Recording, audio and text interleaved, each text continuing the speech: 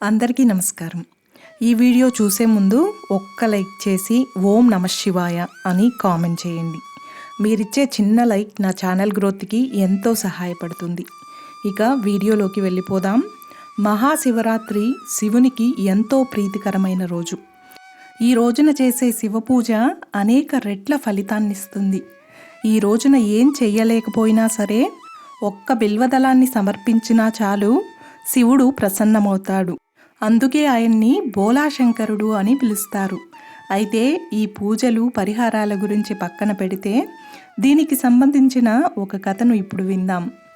ఒకనాడు కాశీ విశ్వనాథుని ఆలయంలో అర్చకుడు లింగాభిషేకం చేస్తున్నాడు. ఇంతలో ఆలయం వెలుపల పెద్ద శబ్దం మొదలైంది. పూజారి బయటకు వచ్చి చూడగా పెద్ద బంగారు పళ్ళెం ఒకటి కనిపించింది. వెళ్ళి చూడగా దానిపై నా భక్తుని కొరకు అని రాసి ఉంది. ఈ బంగారు పళ్ళాన్ని విశ్వనాథుడు తన కోసమే పంపాడని పూజారి సంతోషించాడు. పళ్ళాన్ని తీసుకుందామని ముట్టుకోగానే అది మట్టి పాత్రగా మారిపోయింది. విడిచిపెట్టగానే మళ్ళీ బంగారు రంగులోకి మెరుస్తూ కనిపించింది.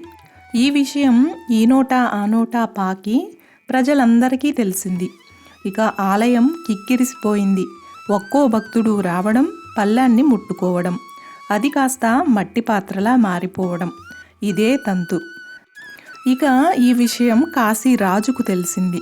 రాజ్యంలో తనకన్నా గొప్ప భక్తుడు లేడంటూ ఆలయానికి వెళ్ళాడు రాజు. జనాలందరూ చూస్తూ ఉండగా బంగారు పళ్ళాన్ని పట్టుకున్నాడు. అది మట్టి పాత్రగా మారిపోవడమే కాదు, నలుపు రంగులో కనిపించింది. అయితే తానెంత అధముడనో అనేది రాజుకు అర్థమైంది. అవమాన భారంతో అక్కడి నుంచి నిష్క్రమించాడు. ఇంతలో ఓ పెద్దాయన ఆలయం మెట్లు ఎక్కుతూ లోనికి వస్తున్నాడు. మెట్ల మీద కూర్చున్న బిచ్చగాళ్లను చూసి చలించిపోయాడు. కళ్ళు లేని వాళ్లను చూసి కంటతడి పెట్టుకున్నాడు.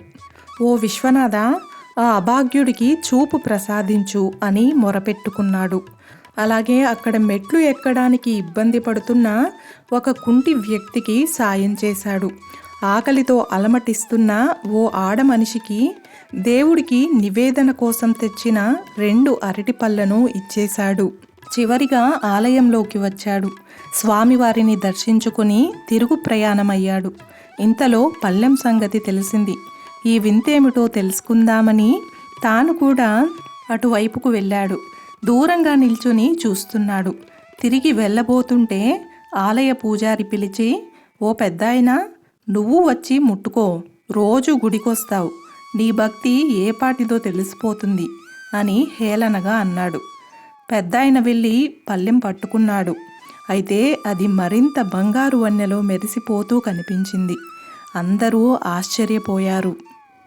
అర్చనలు, అభిషేకాలు భక్తికి నిదర్శనాలు కాదు, ఆపదలో ఉన్నవారిని ఆదుకునే తత్వం ఉండడమే నిజమైన భక్తి. అలాంటి వారే నిజమైన ఆధ్యాత్మికవాదులు అని తెలపడమే ఈ కథ యొక్క సారాంశం. చూశారు కదండి.